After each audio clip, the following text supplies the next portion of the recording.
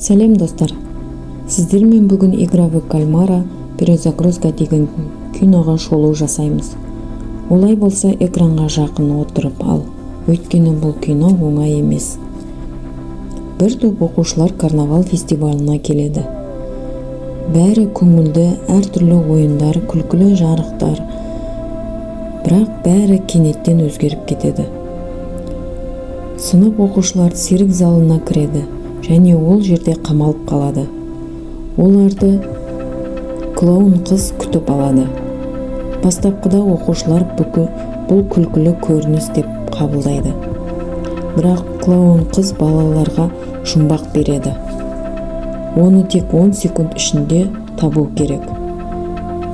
Және жұмбақты бір бала қате айтады, яғни жұмыртқа деп. Сол сәтте оны ойыннан шығарады, яғни өлтіреді. Қорқынышты, достар. Оны көрген қалған оқушылар паникаға түседі. Әр қайсысы әр жаққа қашуға тырысады. Қашқандарды да бірінен соң бірі атып тастайды. Қашуға болмайтынын түсінгендер өз орнында тұрады.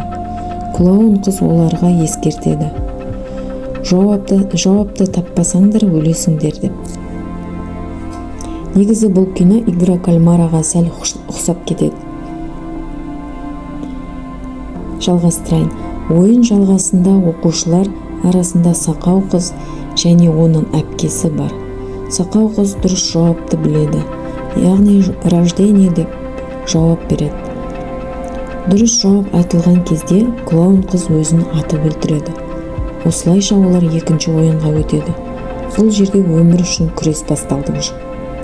Трагедия. Нағыз трагедия осы жерден басталады.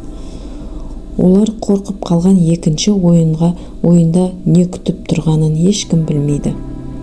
Екінші ойын жасырын және іздеме. Олар қорқынышты клоуннан жасырыну керек. Оларға 5 сағат уақыт беріледі. Сол уақыт ішінде көрінбеу қажет. Көрінсең өлесің.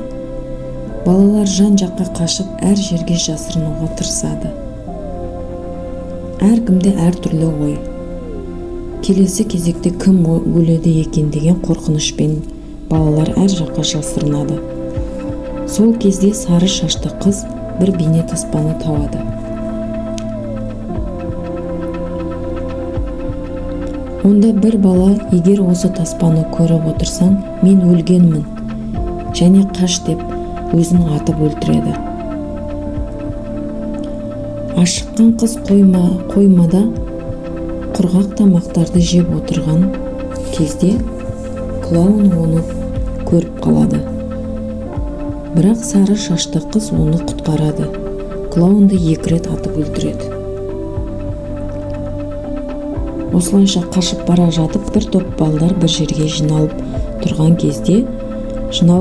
кезде клоун артынан келеді. Екінші клоун балаларды іздеп жүреді. Және оның көзі сурет салынған, бірақ манекенге ұқсас, адамға ұқсас манекенді көреді. Ол жерде балалар жасырынған. Балаларды бірақ байқамай өтіп кетеді.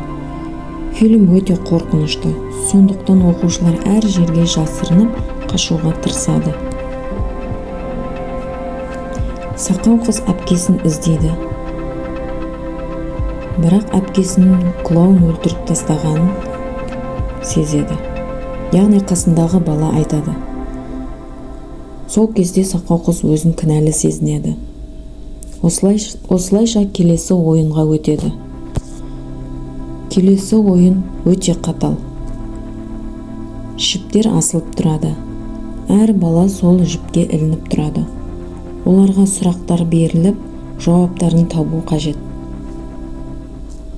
Ал оқушылардың қалған жартысы басқа бөлмеде басқа тапсырма беріледі.